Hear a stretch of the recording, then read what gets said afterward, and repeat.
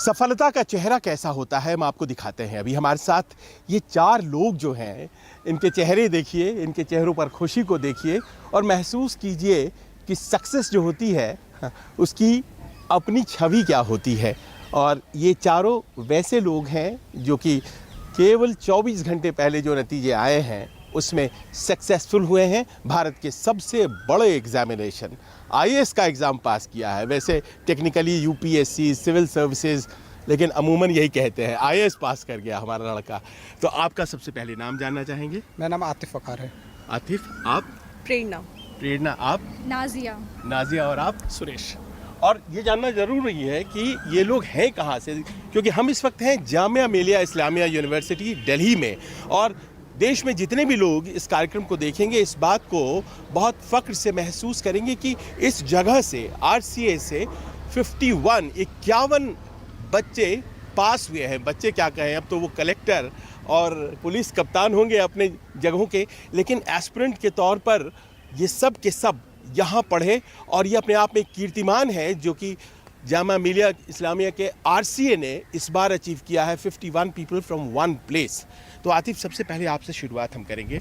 नहीं, आपको प्रेरणा, आपको जल्दी है ना, आपको कहीं जाना है। So Prerna, tell us about your journey. आप किस तरह से आपने सोचा कि बचपन में सब लोग कुछ न कुछ डॉक्टर, इंजीनियर, आपने सोचा कि यूपीएससी देना है, क्यों?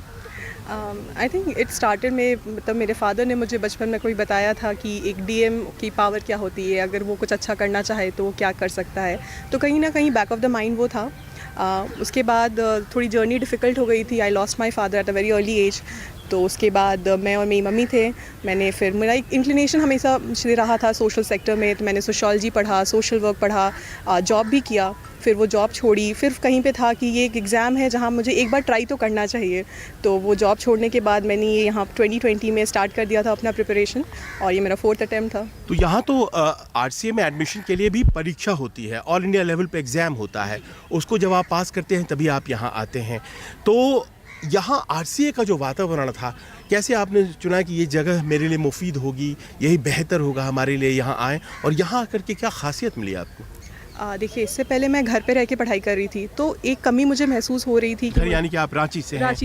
रांची में पढ़ाई कर रही थी, और मैं खुद से ही कर रही थी पढ़ाई।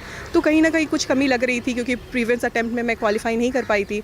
तो मुझे आरसीए के बारे में पता था। मैं यहाँ से पढ़ी भी हूँ, मैंने जामिया से मास्टर्स किया है, तो मुझे पता था आरसीए के बारे में। एंड आई वुड से कि आरसीए की बेस्ट चीज़ है इसका इन्वायरमेंट, यहाँ के जो लोग हैं, जो पीयर ग्रुप आपको मिलता है यहाँ पे, आपको वैसे लोग मिल रहे हैं जो आपके माइंडसेट के हैं, जो वही एग्ज़ाम क्लियर करना चाह रहे हैं जो आप चाहते हो। वो हेल्प करते हैं आपको। I am so sorry.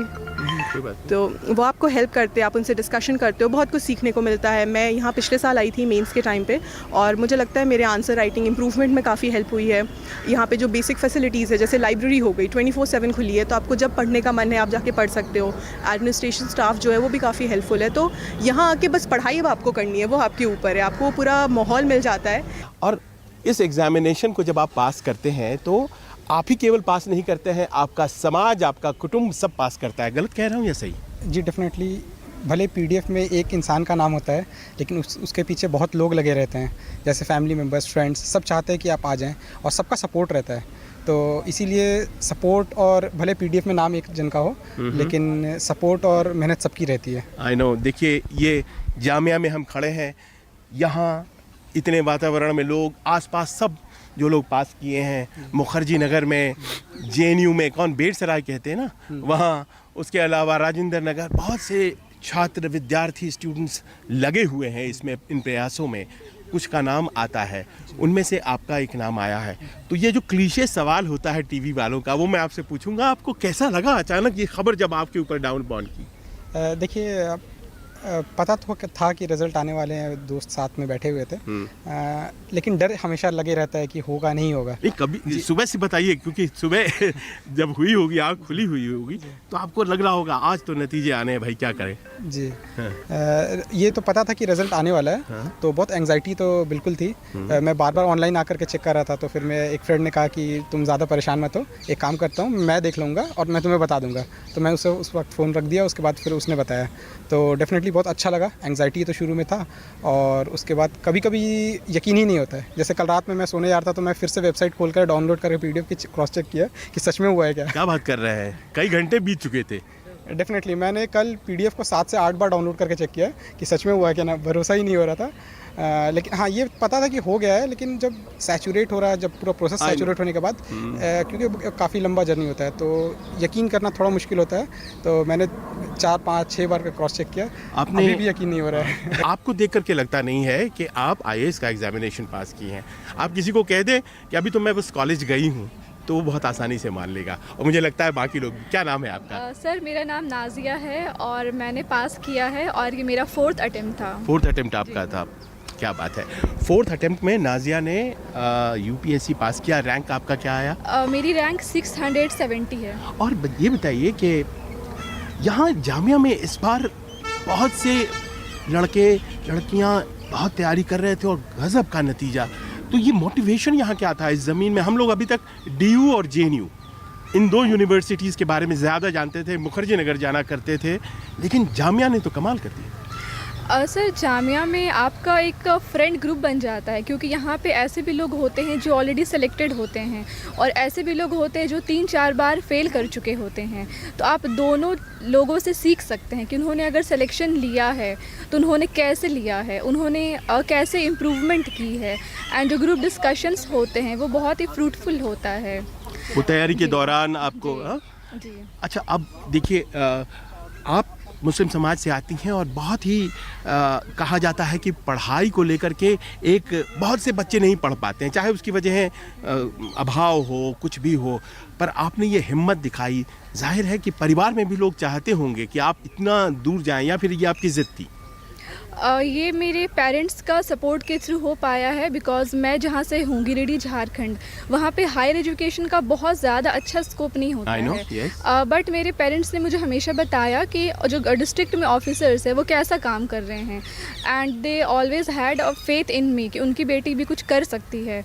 तो सब्सिक्वेंट मतलब स्कूल के दौरान ही खूब टॉप अप कर रही थी आप? हैं I was like above average student. अच्छा। हाँ, तो ये मेरे पेरेंट्स का, स्पेशली मेरे फादर का फेथ था कि मैं कर सकती हूँ। तो फेलियर्स के बाद भी उन्होंने सपोर्ट किया अपनी गर्ल चाइल्ड को, क्योंकि समाज से और भी बहुत सारा प्रेशर आता है, बट मेरे फादर ने वो प्रेशर अपने तक रखा, मुझ तक पहुँचने नहीं दिया। और मुझे लाइक कि तुम जाओ, टेक योर विंग्स, डू, तुम्हारा जो ड्रीम है उसको एकम्प्लिश करो। अब अपने तीसरे साथी के पास आते हैं। मैंने सुना आपकी कहानी कि आप फ़ोन करना चाह रहे हैं घर और अपनी खुशी का इजहार कर रहे हैं, बताना चाह रहे हैं, और घर में कोई फ़ोन ही नहीं उठा रहा है। हाँ, मैं चाहता था सबसे पहले मैं अपनी माँ को ये न्यूज़ बताऊँ कि सिलेक्शन हो गया है, बट क्योंकि मेरी मम्मी सो रही थी तो माँ फ़ोन नहीं उठा रही थी। 5 कॉल करने के बाद भी जब कॉल नहीं उठाया तो मैंने अपने दूसरी तरह की चिंता होने लग गई होगी थोड़ी सी। तो फिर मैंने नेबर को कॉल किया, उन्होंने बोला कि मम्मी को बताइए कि सूरज कॉल कर रहा है, थोड़ा उठा ले। अच्छा, तो आपका नाम क्या है? सुरेश। और आपका रैंक क्या आया है? मेरा रैंक 658 है। और ये कितना अटेम्प्ट लगा आपको? ये मेरा 6th अटेम्प्ट था। इसके पहले 5 अटेम्प्ट में मेरा प्रीलिम्स नहीं हुआ था। और डोंट टेल मी, क्या बात कर रहे हैं? मेरी स्टोरी सेम है। ये तो गजब की स्टोरी है, मतलब इससे ज़्यादा सक्सेस स्वीट और किसी को लग क्यों? आप क्या कहेंगे? जी, प्रीलिम्स मेरा भी 2 बार फेल हुआ है, तो आई कैन अंडरस्टैंड कि काफ़ी दिक्कतें होती हैं। I know. अच्छा, ये समझना ज़रूरी है, और ये जब बोलेंगे आप तो बहुत लोगों को ये बात पहुँचेगी। प्रीलिम्स क्या, ख़ास तौर पर अब मैं देख रहा हूँ आप लोग आर्ट स्ट्रीम से हैं ज़्यादातर, तो प्रीलिम्स क्या कुछ नेचर ऐसा है जिसमें आर्ट्स के स्टूडेंट्स जो होते हैं उनको थोड़ी दिक्कत होती है? नहीं, यूपीएससी का अगर आप पेपर देखें तो काफ़ी बैलेंस्ड होता है, तो ऐसा कोई बहुत एडवांटेज नहीं ले सकता। जैसे अगर मैं बताऊं कि प्रीलिम्स का पेपर है, उसमें साइंस एंड टेक भी आ रहा है, एनवायरनमेंट भी आ रहा है, इकोनॉमी भी आ रहा है और पॉलिटी भी आ रहा है। तो हो सकता है किसी का बैकग्राउंड आर्ट्स में इकोनॉमिक्स अच्छा हो, लेकिन वो साइंस एंड टेक के सवाल सही से नहीं कर पा रहा हो, और लेट अस अज्यूम कि ह्यूमैनिटीज़ बैकग्राउंड वाले को जीएस का पेपर प्रीलिम्स का सही जा रहा हो, लेकिन सीसेट में तो मैथ्स है, फिर आप बोलेंगे कि वो इंजीनियर को बेनिफिट करे।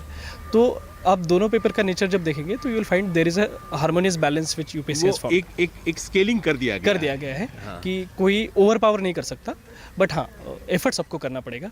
कोई ये नहीं बोल सकता जस्ट बिकॉज मैं आर्ट या ह्यूमैनिटीज़ बैकग्राउंड से हो तो मेरा जीएस हो जाएगा, और कोई ये भी नहीं बोल सकता मैं आईआईटी से हूँ तो मेरा सीसेट हो जाएगा।